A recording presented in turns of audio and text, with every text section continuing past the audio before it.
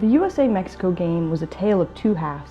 In the first, the U.S. women's national team experimented, and Mexico threatened to exploit big holes in the structure.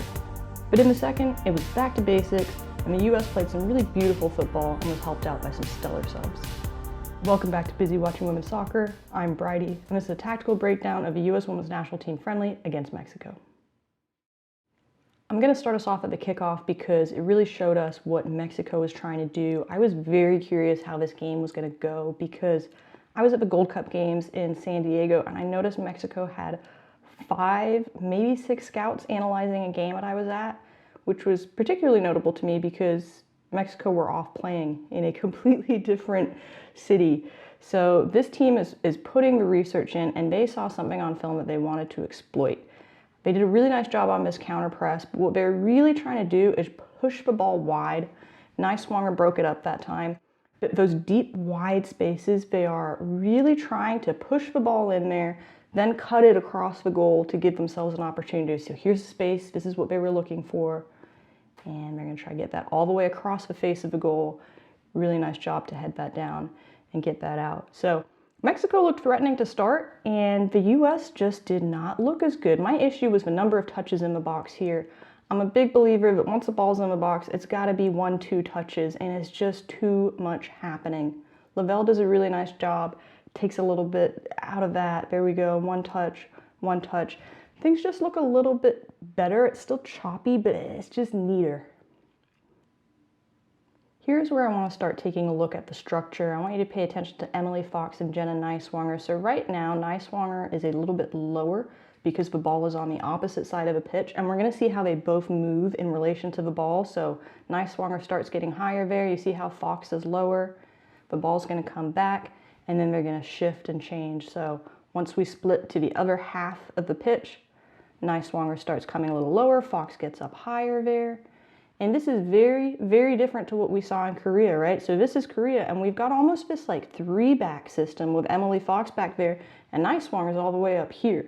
So this is a very different look for them, and when I talked about experimentation earlier, this is exactly what I mean. They are trying out different things. Now, it's not like everything the U.S. was doing is completely new. Something we saw against Korea was really good distribution by center backs. This is a fantastic ball by Naomi Girma, and it doesn't take much to get a legitimate chance out of that. I'd like to see a little bit better finish. Something else we saw in that game was some design passing patterns. This is a really smart one here on the right wing. The angling that the players have off each other allows them to get out of that really quickly, and again, really quick chance generation. I like this a lot better with the 1 touch. Even though the U.S. had the better chances here, I felt like Mexico really still had a lot of the momentum. They were really sticky on the counter press, and they were just forcing a lot of plays, like that one there. Very, very thankful Girma's there with that big tackle, but you're gonna see the choppiness. It was just not clean. It was not good distribution, and I mean, you got to give it up to Mexico. They were doing a really, really good job at this point in the game. They had a game plan. They stuck with it. You're going to see how they open up this space on the right. So, I mean, look, this back line thing is causing problems because Niswonger is all the way up here. Davidson has to pull to come get her, and you can see, you know, there's kind of an opportunity around this sort of space here. I mean, Mexico just knew what they were doing. And again, look, they're trying to go all the way across the face of goal. They don't want to play it in here. They want to play it over here and back so that they catch the keeper moving across. Now here's a good goalkeeper, and you're not going to get her just going straight up. I do think passing from the U.S. started to get a little better. The touches in the box were starting to get better, but the thing that gets me here is there's not enough movement, right? Everybody's standing kind of still, and there's a really great clip later when we have subs, and you're going to see so much more rotation here, but they have to push this ball back here because there's just not enough movement. Because the U.S. weren't executing with enough quality, they were giving Mexico a lot of chances to get back in the game. Here's the exact same thing with this space, right? 1, 2, 3, and then we've got someone too high leaving this space here. They just kept at it, and I think this was an accident from Niswonger, but it needed to happen.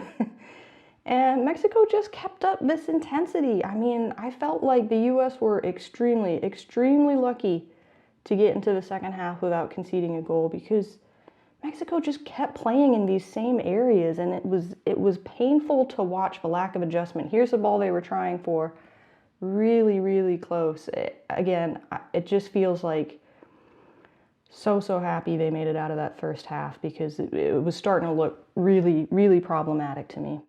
All right, one quick note, if you want to watch me cover the Olympics, I'm going to be doing that on Patreon in case the stuff gets taken down off YouTube.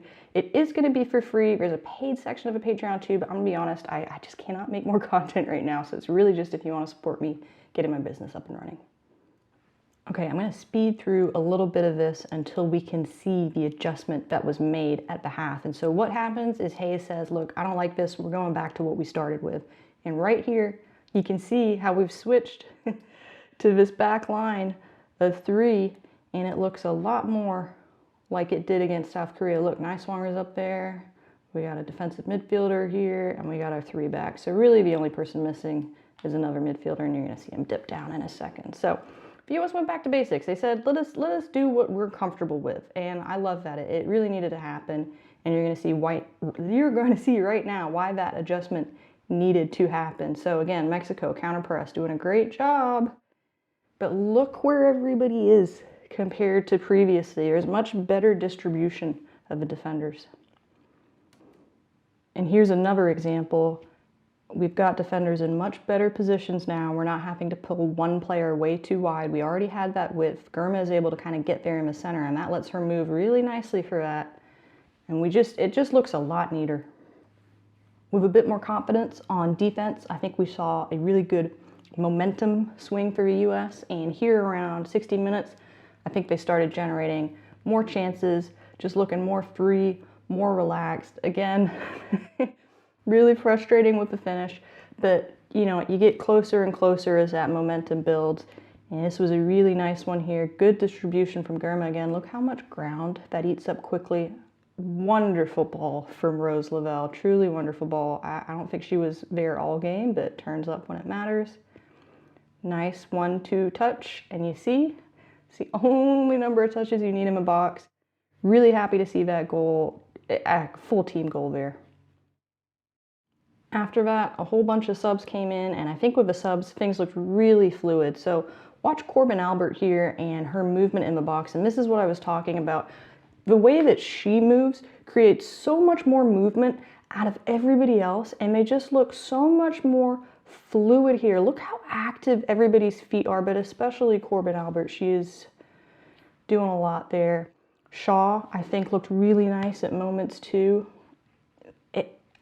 It's just an odd one where I actually feel like almost every sub that came out, the team started looking better. And again, just look how much more dynamic that movement is. Lynn, I think, heard me, because that was a lovely one touch to Croy, who just shoots. Croy Bethune had a lovely time out there. She was an absolute treat to watch. And yeah, the distribution just looked easier. Things just looked easier, gentle, a lot more threatening all of a sudden. So I think the subs had a really good showing, and hopefully that's going to give them a lot of confidence going into the Olympics.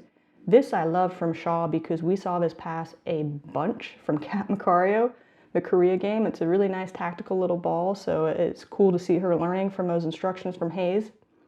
Now, the last minute of this game was pretty hectic, as last minutes tend to be when you're only up by 1, but this defensive shape really helped him out. They just seemed a lot more solid. The back line seemed to have a lot less holes and open space. It was just really nice to see a bunch of subs come out and really close this game out when it mattered, because again, this wasn't the easiest last minute of a game, but it was just good hustle, good intensity. Really wanted to win this. You could see the desire to win. And I think that might be the last play here. I love that from Shaw. It's like you can see the development and the growth, where she just says, yeah, I guess we got time. I'm just going to send it back and kill this game a little bit. I really liked it. I really liked what I saw. I thought there was a lot of good stuff. The main thing for me was the adjustment in the second half, because the first was not good. The first was not good at all, so it was very, very satisfying to see the U.S. make those changes and really improve immediately from those changes. Again, guys, Patreon if you want to watch the Olympics coverage. The link is in my channel page. Hope you enjoyed this one, and I'll see you for next one.